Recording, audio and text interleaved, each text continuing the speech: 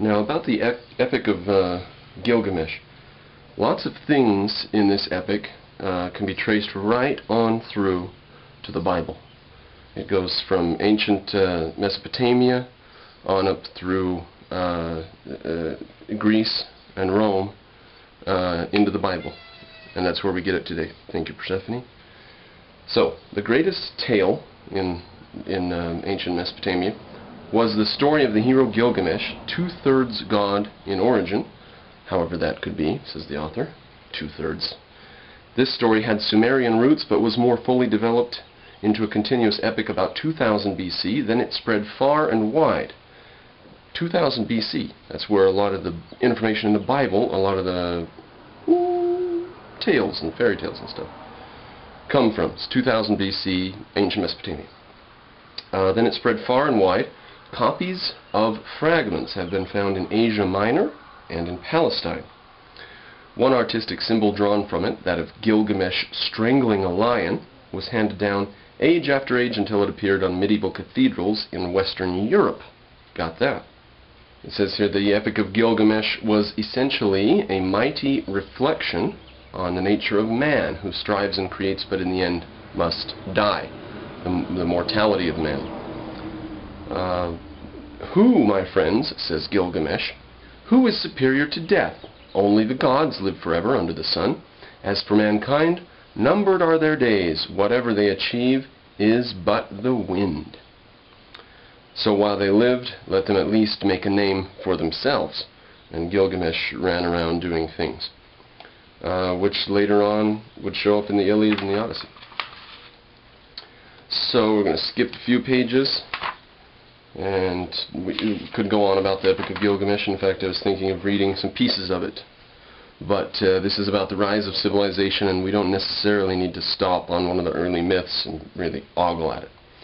Okay, so skipping quite a few pages. Historically, it is useful to see how the Egyptians developed their civilization from a very similar base of food-raising villages, similar to the Mesopotamian model. In Egypt, it was basically a string of food-raising villages up and down the Nile, later on consolidating into centers of population. But their hand was sort of forced, because the Nile it's not very wide at any given point. The Nile Delta, the Nile River Basin, the Nile Valley, if you will. 13 miles wide, I think, is the widest point. The civilizations of early Mesopotamia and early Egypt were alike in many respects, but there were also marked differences in political organization, religious views, and artistic spirit. Some of these differences may be attributed to minor variations in geography and climate. So, about the Nile Valley now. To Herodotus, Egypt was the gift of the Nile. This river rises in the lakes of equatorial Africa and the highlands of Ethiopia, and flows generally northward down a great earth fault. 750 miles from the Mediterranean, it breaks over the last of 6 rocky ledges or cataracts. From that point, the muddy yellow stream slips without interruption through a narrow valley 600 miles to the delta, where it branches out and empties eventually into the sea by several mouths. The annual floods are more regular than those of the Tigris and Euphrates rivers, and are far more useful. This is what we were mentioning earlier, inasmuch as they cover the land in the valley during the late summer and fall, just before the time when the farmers plant their seeds. A heavy population could be supported once men had learned to extend the watered areas by short canals and basins. Rain falls only in the delta, but even here it is insignificant. It's the only place rain falls, is in the delta, right up there where the river empties out into the Mediterranean. Okay, now I've got an Egyptian ceremonial sacrificial blade here from the 4th millennium BC, from the 3000s BC. Is an example of the most careful flint working ever achieved by prehistoric men.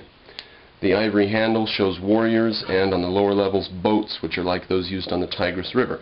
So it's going to be hard to see, but I'll just give you a glance at it there. The most careful flint working ever achieved. Look at each little striation where they had to strike off there. It's a bit amazing, Let's talk a little bit about the stages of Egyptian history. The Nile furnishes not only water but also a fine artery of communication which encouraged an early and lasting political unification. See, the Nile River Valley sort of does automatically glue together in a sort of a large political unit. Very different from the little city-states of Greece, for example, which was very difficult to glue together because the only unity they had was you had to get on a boat and go around the mountains to get to another city. Egypt is relatively isolated by the cataracts to the south and the Mediterranean to the north. On either side are deserts which come down red and bleak to the very edge of the irrigated land. When one flies over Egypt, it is its cultivated strip, only 4 to 13 miles wide south of the delta. Up there the delta gets quite wide, but 4 to 13 miles up and down there. It looks like a belt of green. Ancient Egyptians tended to dwell all along the river in mud brick villages rather than in cities of the Mesopotamian type, which we've mentioned, and that actually ended up being a less stable political structure than having cities here and there. Alright, now stages of Egyptian history. The population of Egypt spoke a language basically related to the Hamitic linguistic group of North Africa, but from earliest times it was much